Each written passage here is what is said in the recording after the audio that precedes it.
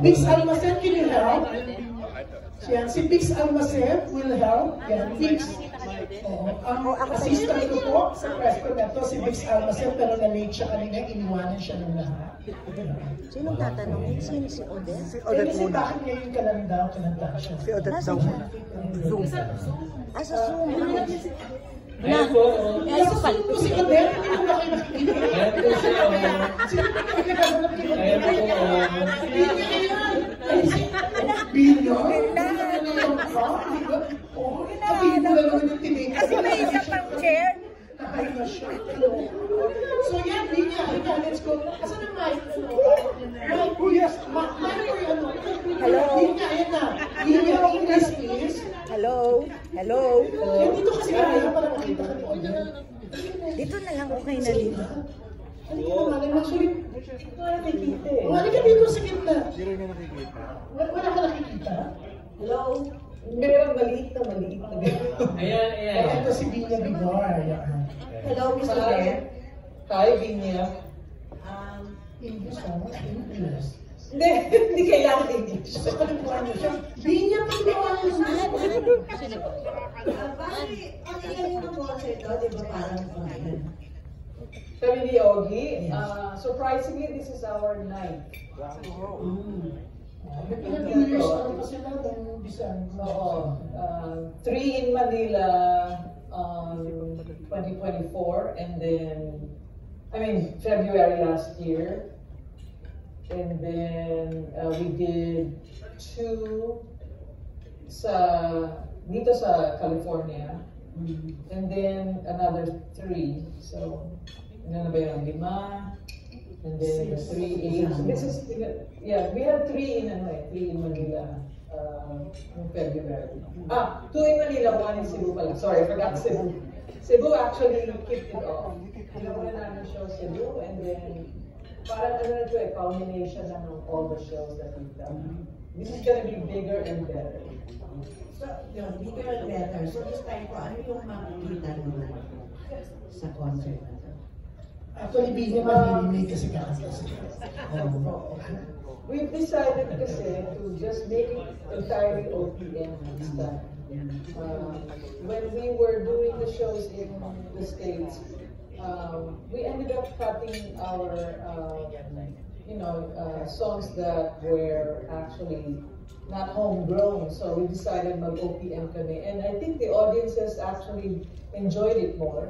So we've decided here in this one that we're going to be mounting on November 7th to do entirely OPM, paying tribute to other singer-songwriters and all the songs that we grew up loving and learned from as a songwriter. Yung mga idols namin ni Ogie, we just put it together. And it's surprisingly naman, pareho naman kami ng mga song choices, so it was easy to actually just put the songs together. We both agreed on pretty much everything that we suggested to do. Tapos na-mention nyo yung mga idols nyo. Sino po ba yun? Sino po yun? Ayaw pa niyan magtanong Di ba Ogie, di ba Apo naman tayo, laki tayo sa Apo ikaw lumaki ako. At least isa sa atin lumaki sa Apo. Sa Apo. Yeah. That's why, kaya siguro masama namin na Apo. Yeah, okay. Kasi may mga surprise dito, di ba? So, ikaw, makanta ka. June lang. Aba. this afternoon na po ako kakanta. Basta OPM. Thank you. Thanks, Bina. Thank you, Binya. Ako, Binya, hindi ko pinatunayan marunong ako mag-English. Okay, MJ Malpori, you wanna ask? MJ, the presidential niece. Yan. Niece ko siya ng PBBM. Talaga ba? Totoo. Hello. Hindi ka pasakasa. Dito na lang po. Hindi ka pala makita ka. Hindi ko alam yun. Hindi ka doon dyan sabi ni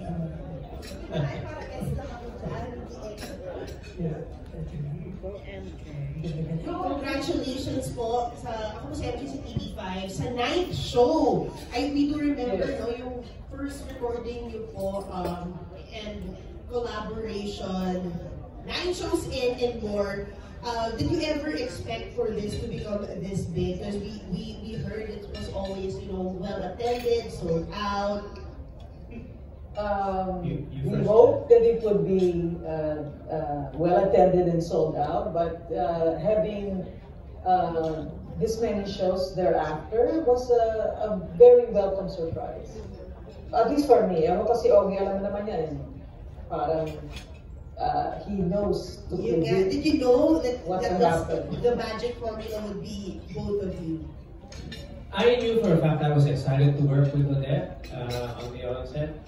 But Same here. But thank you, sweetheart. But having said that, and then doing all the shows together, parang every time we do a show together, meeting kami after the show.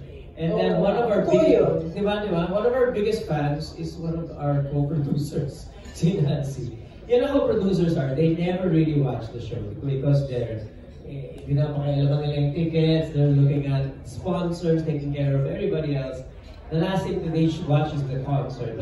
But since it was a long series, Nancy was able to watch a couple of and said, ang ganda pala ng show. Ang ganda pala ng show. Sabi ko, ang ganda yung show! And so we were talking and said, you know what, let's do it one more time when we come back to Manila. And let's do it bigger now. And so this is it. So it's a better rehashed on steroids, purely. On steroids. Yeah. Actually, we would have probably done more if I didn't have a 9-to-5 job. Well, you know what? We'll wait for you.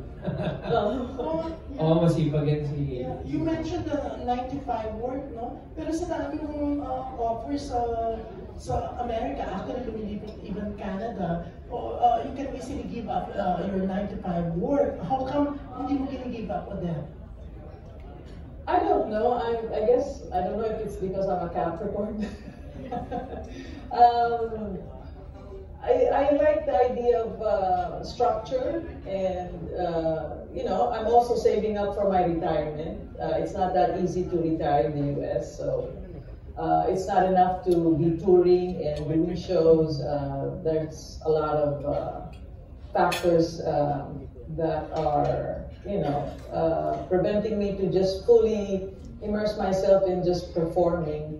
I wish I had, you know, a lot more time, but you know, I did hit a certain number early this year, so ano na ako, andun na ako sa mode na I need to make sure when I retire, I am in good hands. Kaya bongga kahit hindi ka sa Metro Box, ha? I'm sure laki na ng 401k mo. Sana! Alam niyo yung 401k para sa mga hindi nakaka-relate, yun po yung parang may savings yung certain amount ng sweldo nila na pupunta doon, 401k, tapos kumikita yun kasi parang ano yan, SSS natin, yan, di ba? So MJ? Yung follow-up ko lang po, sabi niyo the show would be like on steroids. Meaning, ano po ba yung technical wise, para po bongga po ba yung stage, ano po yung mga asahan namin sa the show itself? Yeah, you? Me? Well, ano nagsabi ng series, si Ogie, but I think in line to that way of thinking, it's bigger, better kasi, di ba, pagka nag-steroid sila, Arnold Schwarzenegger, lumalaki yung kanilang mga muscles. So, it's pretty much that. Yung analogy ni Ogie is on the nose. So, yeah, it's gonna be bigger, better. There will be more songs, newer songs than what we were doing in the tour. We're really adding more original Filipino music. Yeah, we have a brass section and a And party the section. band, much bigger. No, brass yung brass. Brass yung brasses and Strings. We have some strings. We have strings, yeah. So We're a full band. We're a full band. It's gonna be the sound will be amazing. You know, the nice thing about doing our own songs is that and with a full band is you get the full effect. When we were touring, syempre, we only had like a 5-piece, I think, or 5-piece and 2 backup singers. I mean, you This know, time, Sorry? 15 ba tayo ngayon or 16? Yeah, we're about 16. Yeah. So for a musician, from a musician's standpoint, that's exciting. And ako kasi, kakapanood ko lang kay Paul McCartney, I Just Tried. And yun din yung napansin ko, busog na busog yung tunog, andun yung brass section, andun din, wala siyang strings. Talo pala natin si Paul McCartney. Talo pala natin yan. So, ang sarap lang makinig ng pure, unadulterated, just music. Excited. Yeah. Looking forward to it. Congratulations po. Thank you. Thank you, MJ. Ang next natin magtatanong is si Natalie Tumada. And while waiting for Natalie, Odette, Yes. So eto, mas bongga itong show na to, Mo Arena, mas bongga ba ang PM? Mula sa mga producers mo, co-producer dito, ang 18, si Ogie. Generous ba? Generous ba? Well, alam ko, hindi ako mabayaan ni Ogie, ni Nancy. May kasama yatang free ticket from Pao. Actually, may libreng giveaways from MWell. Okay? Dahil sa MWell, I'm well with MWell. Siyempre nga, Philippine Airlines, diba? Okada, may stay pa rito. Siyempre, the official resident ang Okada. Ito alam mo, Odette, ang swerte mo kasi kung marami kang mga dala-dalahin, hindi mo kailangan i-check-in. Bakit? Kasi may libre ka na mula sa LBC. Ay, ganun. Kasi they like to move it. So, They like to move it. magpadala. Kasi meron sila sa LBC sa Amerika, di ba? So, ipapadala nila kaysa bitbitin mo pa uwi ng Pilipinas. Meron pa, insured ka na. Kasi meron in life ng insurer life, di ba? Na-sponsor din natin. At etong bongga, mabubusog ka sa Mega Sardines. Kasi papakain. Although, Ay, magbabaon naman ng sardines pabalik. bigyan natin ng Mega Sardines. Si Odette, although may sariling sardinas si Ogie. Pero eto pa, mamili ka ng mga instrumento mula sa JB Music. Oy! Talaga ba? Bongga. Eto pa,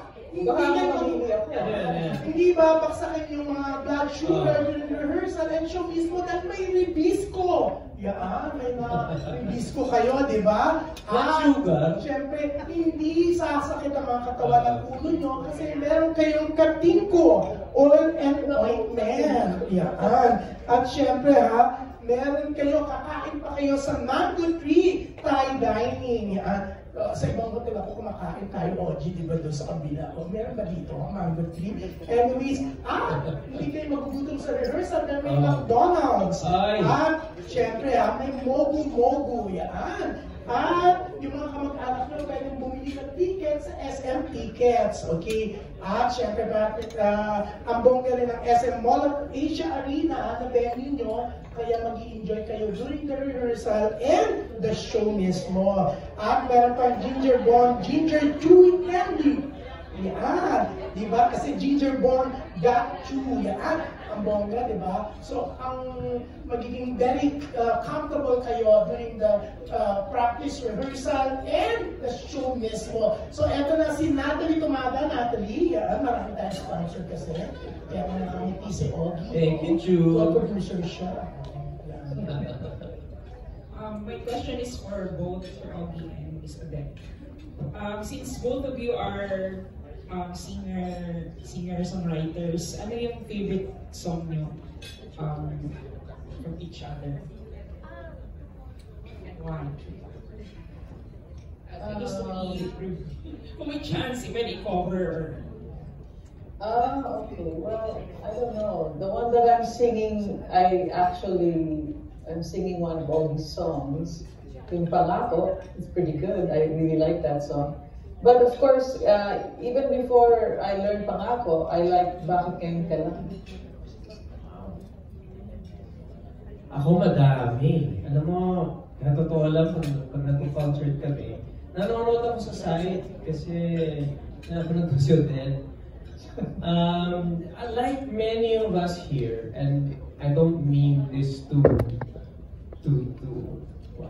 how to say this? To suck up on me? Yeah, you're a little older. Suck up to me. Mas matanda ka kasi ng konti sa amin, but our high school was filled with farewell, di ba?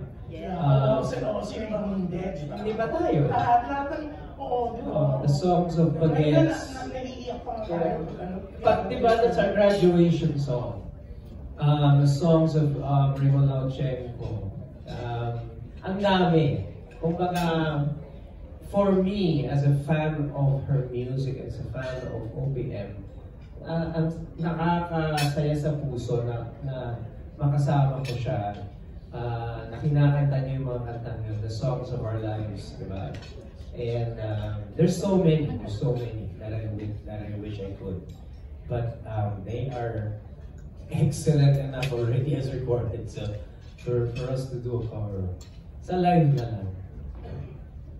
Yeah, Natalie, may one more question ka per Odette pa? Clarify ko lang, sorry, makilan din ang ano ko. Is there night? Collab. With her? Yeah, our night. So what makes you both click? You first. Odette? Yeah. Surprisingly, we have a lot of chemistry on stage. Yeah. And even behind the scenes. I mean, I don't know about you, Oli, but I think we have a connection, di ba? Yeah. Parang, it's easy to talk to Ogie. It's so easy to be on stage with him. I never get nervous because I always feel like I'm with my best friend on stage. Oh. I mean, what was sasabihin ko nandiyan? Hindi ko sabihin ko nandiyan si Federer Reyes. Who's always present anyway? Will she be coming? Will she be coming? Yeah. I believe so. Oh, that's good. It's always nice when she's around. Yeah. Ako naman, as I said, no, I'm a fan. But you never really made me feel like I was always comfortable with you. That you can take my silly, corny jokes. And vice versa. and it's, pag pinanood niyo po yung concert, lagi kami, may banter na more of nilalait niya ako. But it's so lighthearted and it's so cool. I love that she can react to whatever I say. She's so quick with that. I guess it comes with being a songwriter where your mind's always just working. I love that she has a precise, amazing, and nawaubusan ako ng adjectives, pero a really, really great take on life, which yung hindi radical, kumbaga, yeah, that makes sense, whatever she just said. Yun lang. So I guess may spirit na kindred sa aming dalawa. Yes. I think that's what it is. Though we may come from different generations, where there is this spirit of I love her stories, especially about the family. And the songwriting process, actually, we rarely talk about it. No, we rarely talk about it. Yeah. It's more of life, more of the enjoyment of touring, the enjoyment of being a musician. I don't know, Oli, maybe this is just me romanticizing the whole thing, but it seems like, kasi we met in the late 80s, diba? Kind of like a very brief meeting. Yeah. But when we started doing this show, it's like we picked up after we left off 35 years before. And parang the same thing now when we come together for a show, we may not have spoken in between months and maybe almost a year, and then we get on stage or get to see each other right before the show. And it's like we pick up after we've left off. Parang really, I don't know about you, but I feel like you're one of my closest friends. I think it shows on stage. It shows on stage. Thank you for saying that. Thank you. But yeah. So that's how we play. Thank you. Thank you, Natalie. Next natin will be... Then dito rin ang Billboard. Hindi lang ng Wilbert, dito sila. Oh, yeah, they're Ayan here. sila, oh. Dalawa nga sila. Oo, yung isa yung pamangkin ko. Si Hana Mitra, anak ni Kakay. Oh, kapatid niya yung DNA. I-download niyo po yung bago nilang song. I-stream pala. Okay naman. Oh, pinlag ko ha. Dalawa nga sila inalaw ko. Talaga. Sabi ko, pero isa lang giveaway.